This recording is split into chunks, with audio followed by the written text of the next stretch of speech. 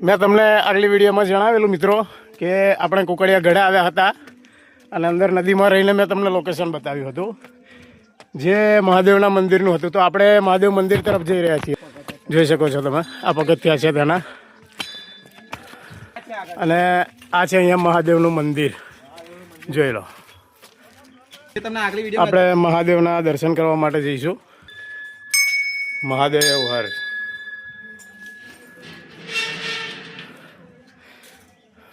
આ મહાદેવનું મંદિર છે. કુકડિયાગઢ વાલોડ. તમને નાવડીમાંથી જે બતાવ્યું હતું, જુઓ આ જોઈ શકો છો, આ નદી છે અને આ મંદિર મેં તમને બતાવ્યું હતું એ આ મંદિર છે. અને એવું પણ કહેવામાં આવે છે કે અહીંયા 5 પાંડવો પણ રહેતા હતા. આ જગ્યા છે તે, જુઓ આ જગ્યા છે તે.